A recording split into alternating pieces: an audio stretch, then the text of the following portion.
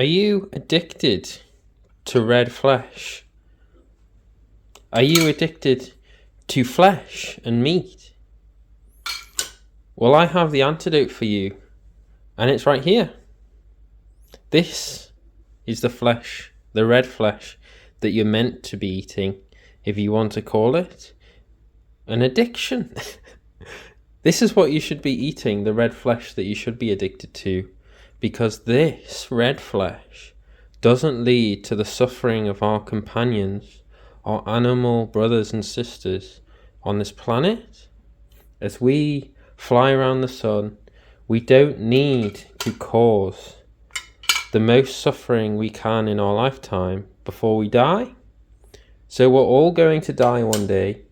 So what is the point of causing so much suffering for these supposed foods, foods, as I would put them in quotations, I would call them poisons. So a Western society, US, Europe, those countries that are adopting more and more these supposed foods as their staples, a Western style diet or standard American diet, standard Western diet, is marked by its bad health. Chronic disease and sickness is rampant. Millions of people are suffering from heart disease, type 2 diabetes, hypertension, obesity, acute kidney failure, chronic kidney failure. And I'm not talking about acute injuries like suffering from a broken bone or a laceration. I'm talking about diseases that get worse and worse. There's no cure. The modern healthcare system does not cure type 2 diabetes or heart disease. It simply treats the symptoms, the aches and pains of eating these foods that are poisoning people. So this causes food poisoning.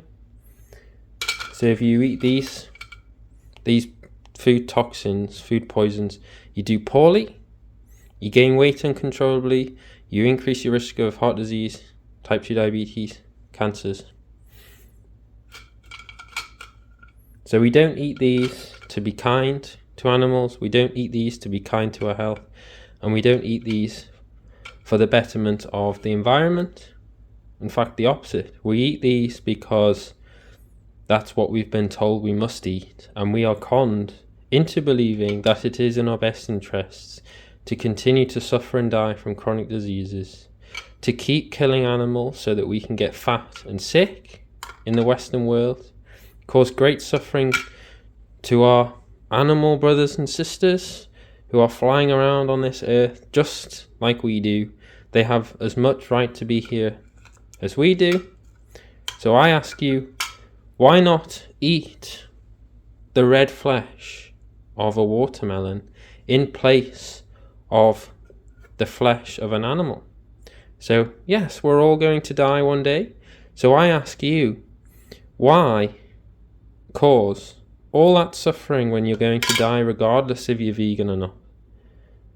If you're vegan, you don't cause suffering, you don't destroy the planet, you don't contribute deliberately just so that people in the food industry, the meat industry can make lots of money, so that healthcare industry can make lots of money from people suffering and dying from chronic diseases, from the destruction of the planet, cutting down the rainforest, destroying the soil, polluting the water.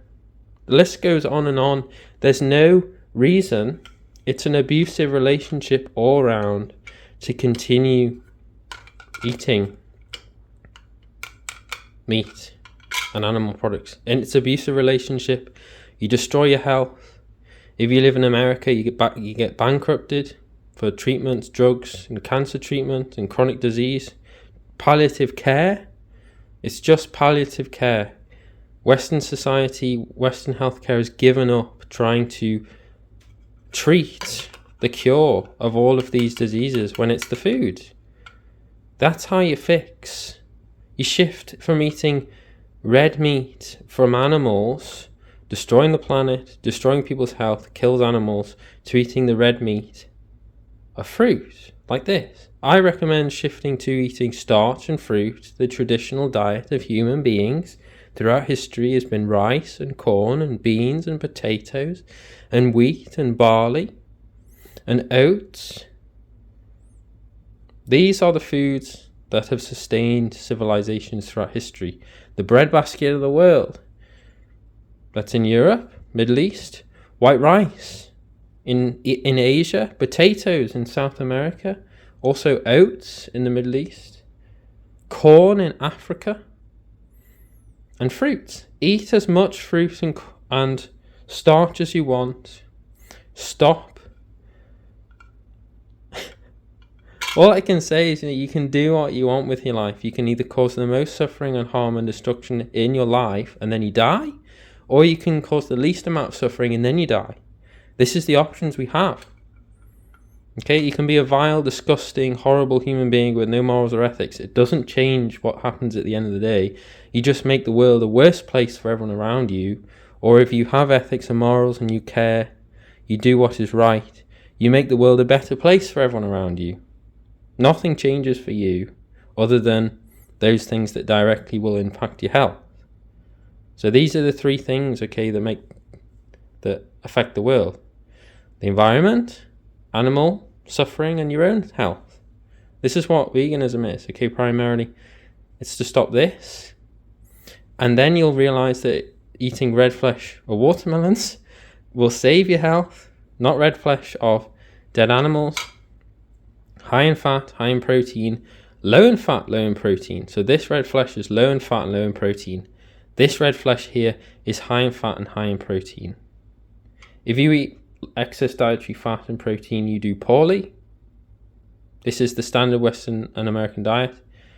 This is where you suffer from chronic disease. This is where people get bankrupted. This is where palliative care exists because modern healthcare has given up trying to cure chronic disease because it can't. Repeated injuries every day, year after year, decade after decade of eating these foods. It's like slashing the back of your hand over and over and over and over again. It'll never heal until you remove those poisons, those damaging poisons that are causing all of the disease. Remember, you are going to die.